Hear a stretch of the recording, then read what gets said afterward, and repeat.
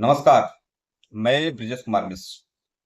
आज एक खबर बिल्कुल मुख्य पृष्ठ पर था समाचार पत्रों में कि देश को इस्लामिक राष्ट्र बनाने का षड्यंत्र था।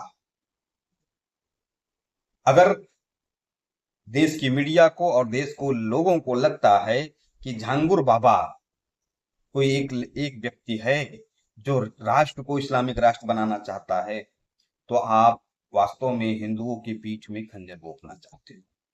अगर आपको लग रहा है कि पिछले कुछ वर्षों से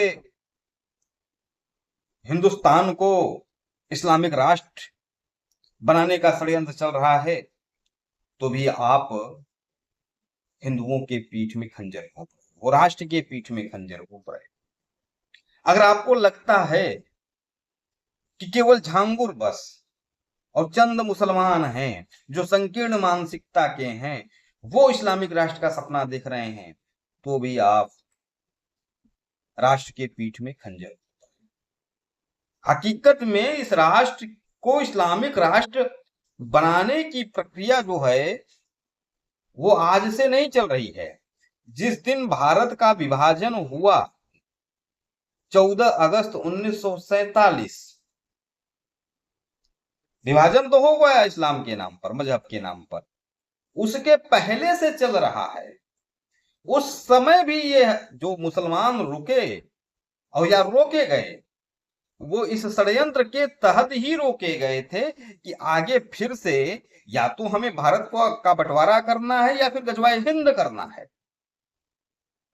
अब इतनी सी बात हमारे देश के हिंदूवादी नेता, तथा कथित हिंदूवादी नेता या उस समय के हिंदू नेता नहीं समझते। हकीकत में भारत को इस्लामिक राष्ट्र बनाने की प्रक्रिया हजारों वर्षों से चल रही है और उसी का परिणाम था कि भारत का जो विभाजन हुआ हो वो 14 अगस्त 1947 हुआ। और उसी का परिणाम है कि भारत में जब मुसलमान आए, मोहम्मद बिन कासिम आया, उसके बाद जो इस्टेब्लिश्ड हुआ, मोहम्मद गोरी नेतराइन का द्वितीय युद्ध जीता, और उसके बाद जब आक्रांताओं का राज्य आया, तो धीरे धीरे सैने सैने उनका क्या कहते हैं, मुस्लिम आक्रांताओं का भारत में पैठ बढ़ता गया। वो राज्य करने लगे देश के विभिन्न हिस्सों में। तब से चल रहा है और हमें लगता है कि ये झांगुर बाबा क्या कहते हैं, इस्लामिक राष्ट्र बनाने का षड्यंत्र करता है। ऐसे न जाने कितने झांगुर, मैं कह रहा हूं जांच हो जाए, न जाने कितने झांगुर इस देश में इस्लामिक राष्ट्र बनाने के लिए लगे होंगे। और झांगुर बाबा जैसे, बाबा क्या है, ये मुल्ला है, देखिए नाम भी झांगुर बाबा, जबकि नाम इसका क्या है, जलालुद्दीन।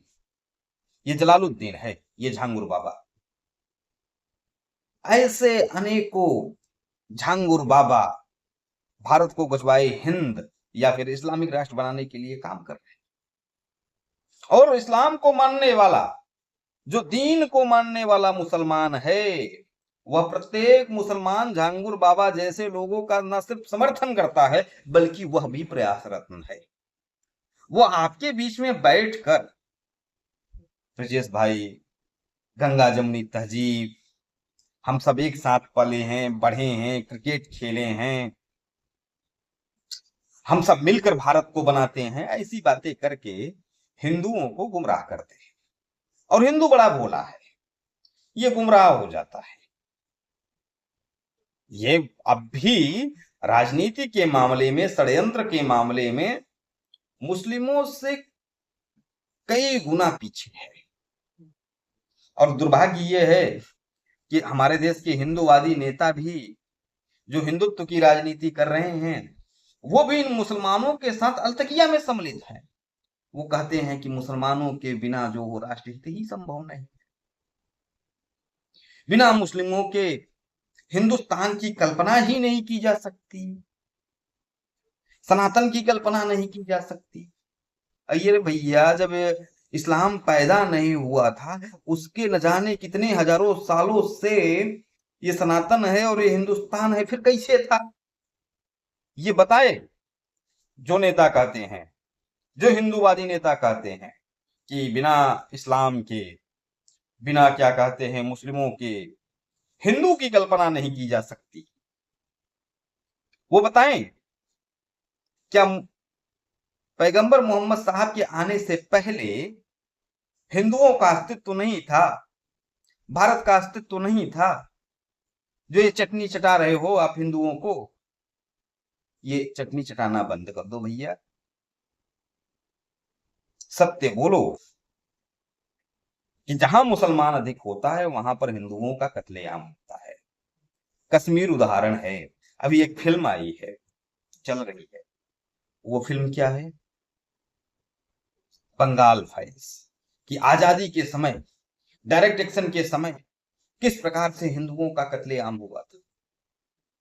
इस असत्य को हम न बोले। सरकार भी चाहती है कि नहीं नहीं आप मत बोलो ये सत्य। मोपला के समय में किस प्रकार से मुस्लिमों ने हिंदुओं का कत्लेआम किया, वो मत बोलो। जबकि भारत खिलाफत आंदोलन में सम्मिलित हो रहा था, मामला किसका और लड़ कौन रहा था? तो ऐसे अनेकों उदाहरण हैं जहां पर तथाकथित शांति प्रिय